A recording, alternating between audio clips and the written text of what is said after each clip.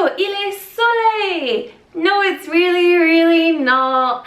It is not amazing weather at all because this is Scotland and it's summertime. Anyway, I'm here. I am at home, which is really nice. My hair is a little bit messy because I went swimming yesterday and then I just put my hair up in a bun. Today I'm going to talk about the Canon G7X camera, and I thought I'd do a little kind of first impressions or a kind of layman's user review because I've had it for about 2 months now and I really like it and I thought I would share it with you. First of all, a lot of bloggers and vloggers seem to use the Canon G7X.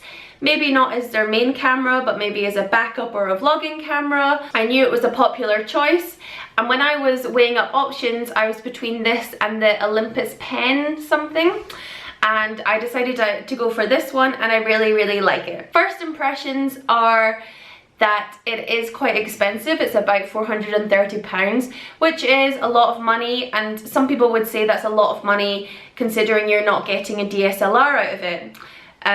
Which is definitely a point, but for me that was okay because I was sure that I didn't want a DSLR. I personally have no need for a DSLR.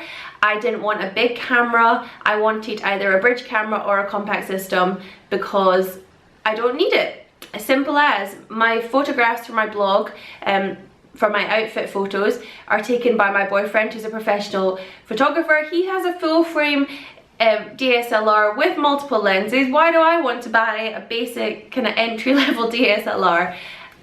I kind of don't. I need something portable, I need something quick. I wanted something with full HD capabilities and a flip round screen so I can work on my YouTube, because I've just sort of started with YouTube and I really want to improve it, and I thought this would be a good move for it. In terms of my needs, I think the Canon G7X is a great fit.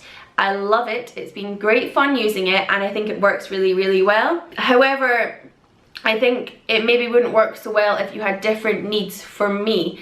I don't know how well it would be if I had to do outfit shoots in it, for example, but I'm not sure how that would come out. Although you can shoot in RAW or JPEG or RAW and JPEG, which is a really good sort of system, and that's how you would want to shoot. So that's one handy aspect about the G7X.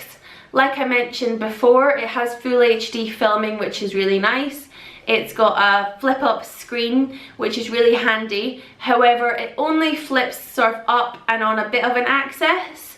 It doesn't do up, down, side, all around, which I know some of them do, but that is handy if you're going to do like a daily vlog with it flipped up, because that's right there. Another good thing about this screen is that it's touch. I've never had a touch screen camera before and I was a little bit wary of it because I figured it was one of these things I might break really easily, but so far I've not, which is good. And I think it has really improved my experience of the camera, because a big thing is it's got touch focusing and it's also got track focusing. So currently if I look at the screen, it's got a box around my face, but if I move, the box follows me, and so over here as well. Track focusing is really good. I think that the video mode is really good on the, I think if you're gonna film, the video mode is really good for it.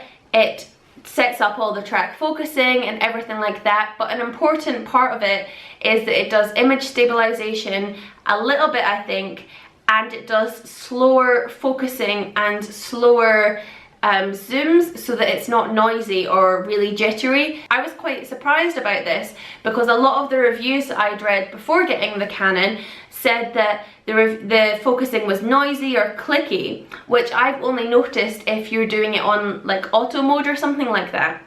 So I think if you're going to film, pop it on film, the video mode, and you'll be fine. Aside from that, it's really easy to use. I do like the sound quality and the picture quality. I have no real complaints. I think it's a high-end camera for videoing, and for my needs in video, that's good. Picture wise, again, I like the touch screen because especially if you're on aperture mode, which is the A, aperture priority, you can just click it and it moves the focus to wherever you want, which is especially useful if you're doing like a lipstick or some sort of beauty thing where you want a bit of bokeh, which is where one part of the image is in focus and other bits aren't. So that's really easy to do with the touch screen. I think it's really good kind of stepping stone between a lower end and a DSLR. I'd rather have a high-end kind of compact system bridge sort of type rather than a low-end DSLR, because I think the quality between the two is not so much, but I think I can get more out of the G7X at being the top-ish of the compact system rather than being at the bottom of a DSLR, because I think I would have came up a lot of problems on a kind of entry-level DSLR. I'm sorry this isn't really a technical review, but like I said, this is a layman's kind of review of what I found as a kind of normal everyday user, and overall I really like it. The only main downside I can think of is that, like I said, some people would want a higher end DSLR quality, which I don't think you really necessarily get. It's a bit of a pain that the lenses aren't interchangeable. It would be nice, I know, you know, a lot of bridge cameras have interchangeable lenses, and I think noticeably the battery life really isn't great, especially if you're videoing. So I think it's going to be worthwhile for me to invest in a spare battery pack, and I'm going to do that. And I think if you're going to get this camera, you should do that as well. Apart from that, it's a really nice camera. I do really like it. I'm glad I got it. I still don't think it's as pretty as Olympus pen, but I think this is the better decision for me. If you have any questions about the camera, please leave them down below or get in touch with me. I'm at Liquid Grain on every social media thing that I have, so do just get in touch with me. I'll do my best to answer it if you want a sort of ordinary person's interpretation of the camera, because that's what I can give you. Not a very professional one, but an ordinary one. I hope this is at least semi-useful to you. If not, I'm sorry. Bye!